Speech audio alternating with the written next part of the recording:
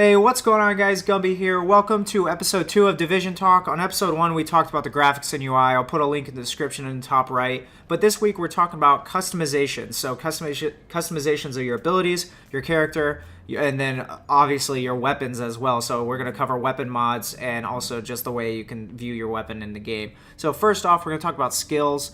You have 3 basic trees of skills and your abilities. So you have a medical, a tech, and a security tree. The skills that we're able to use on the medical side, you have a scanner, so you're able to scan around for enemies and other NPCs, AI, other bad players. You can heal yourself.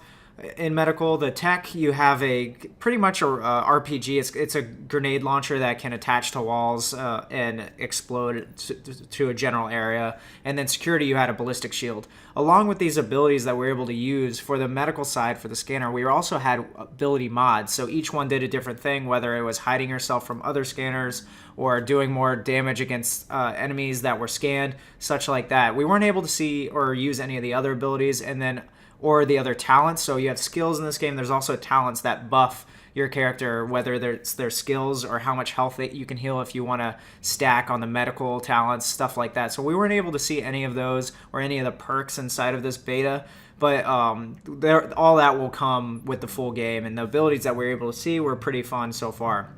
For the inventory, you have a pretty basic inventory section. You have a primary weapon, secondary weapon, and then a sidearm. And then each of those has special modifications that you can put onto each weapon. So every weapon type actually has their own mods that they can use as well. So a pistol can't use all the mods that an assault rifle can use, and same with a shotgun or SMG, stuff like that. You also have a vest, a face mask, a backpack, knee pads, and then a pack that carries all your equipment, so that affects your inventory, amount of inventory you can carry, and also gloves. And along with with the weapon mods, you also have armor mods.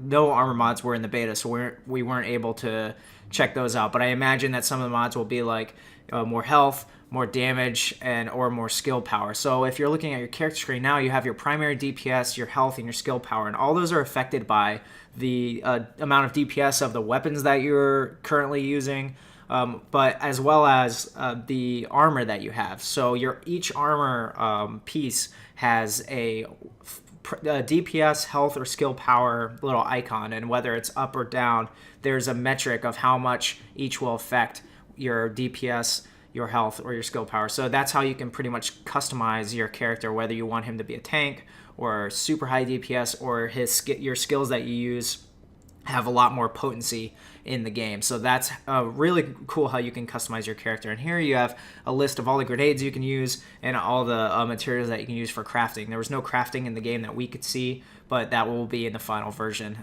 And dismantling some objects in your inventory give you crafting materials as well. This is one of the cool things, your appearance. You pick these little cosmetic items as you play throughout the game, and they don't affect your stats at all. So that really lends to making your character look unique without actually hindering something about your stats, which is something that Destiny has an issue with, where all characters look very similarly. And then also, once you have your weapons modded with all the different things that you want, you can actually inspect your weapon and inspect your character and really just look at them. Like, this was a Scar at the time, and I had a hollow sight, a really cool foregrip, and then a silencer, and I just wanted to look at my gun. And you can view the different mods on your weapon, so you know what it's going to look like, but you can also see underneath each mod how it's going to affect your weapon, whether it's optimal range, accuracy, more chance for critical hits, more critical hits on headshots, more damage on headshots, stuff like that. So you have scope, you have underbarrel attachments,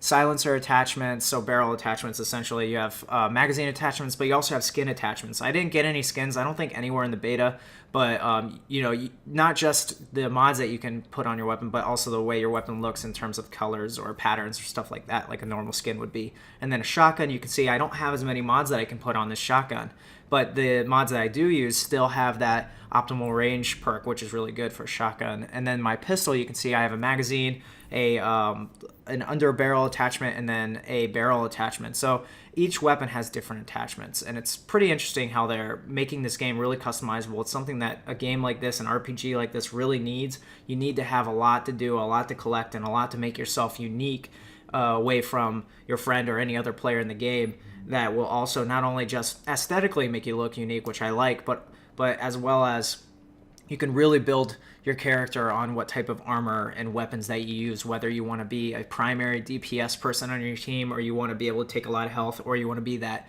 medical assistance person that has a really high skill power. And when you toss your healing grenade onto your teammates, it really does a lot of healing potency to get them back into the fight.